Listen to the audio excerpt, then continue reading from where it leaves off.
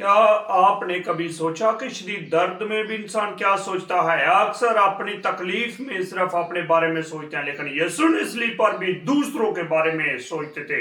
हम देखेंगे मोहब्बत का वो मंजर जो सलीब पर भी खत्म ना हुआ। बस ये मंजर, यीशु सलीब पर थे, शदीद जिस्मानी दर्द में खून बह रहा था, सांस लेना मुश्किल थी, नीचे खड़े यीशु को मरते हुए देख रहे थे। यीशु की माँ मरियम और उसका महबूब यूहन्ना जो वहां पर खड़े थे और उनको देखा। जो तीसरा यहाँ पर कलमा है यूहन्ना के अंजील 19वें बाब की 26वीं 27वीं आयत में, यीशु मसीह ने कहा, ऐ औरत देख तेरा बेटा ये है, और शागिर्द से कहा देख तेरी माँ ये है। ये अल्फाज छोटे नहीं लेकिन मायने रखते हैं। ये अल्फाज छोटे नहीं लेकिन बहुत गहरा मायने रखते हैं। मोहब्बत का इजहार यीशु ने अपनी माँ को देखा।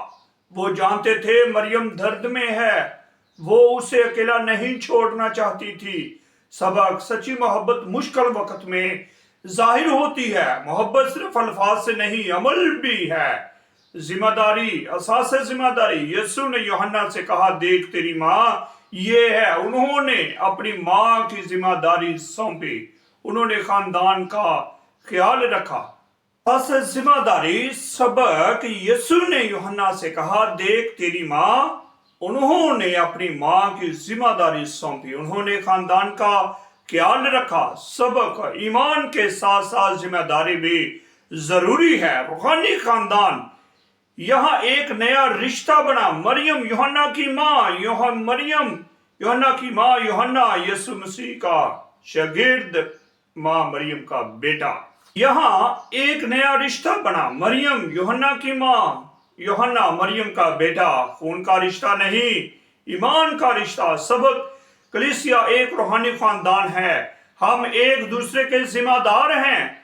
दर्द में भी दूसरों का ख्याल रखें। यीशु खुद तकलीफ में थे लेकिन उन्होंने शिकायत नहीं की, उन्होंने दूसरों का ख्याल रखा। असल ईमान तब जाहिर होता है जब हम मुश्किल में भी दूसरों का ख्याल रखें। हमारी जिंदगी में इतलाक, हम क्या सीखते हैं?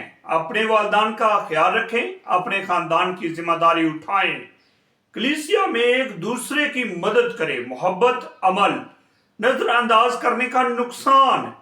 अगर हम जिम्मेदारी ना उठाएं, रिश्ते कमजोर हो जाते हैं, दिल टूट जाते हैं, खुदा नाराज होता है। फैसला आज ये सवाल अपने आप से करें, क्या मैं दूसरों का ख्याल रखने वाला हूं? क्या आपकी मोहब्बत को अमल में दिखाते हैं? आए खुदा के हुजूर झुके और आज दुआ करें ताकि खुदा मुझे और आपको इस तरह की मोहब्बत रखने की तौफीक अता करे। तो आए खुदा के हुजूर झुके दुआ करते हैं। ऐ खुदा बाप, मुझे मोहब्बत करना सिखा, बिलखसूस दूसरों का ख्याल रखना और वालिदैन से मोहब्बत रखना और बहन भाइयों के साथ अच्छा सलूक करना। बिलखसूस पा खुदा कलीसिया के साथ भी मोहब्बत रख सकूं। कदूस खुदा, अपने नाम जलाल की खातिर बढ़ने की बड़ी तौफीक दे। मांगते हैं तेरे बेटे यीशु के नाम से, आमीन। यकीनन आपने इस दुआ के वसीला से, कलाम के वसीला से बरकत पाई है। इस वीडियो को लाइक करें, शेयर करें और दूसरे बहन भाइयों के साथ शेयर करें ताकि वो भी कलाम की बरकत को सीख सकें।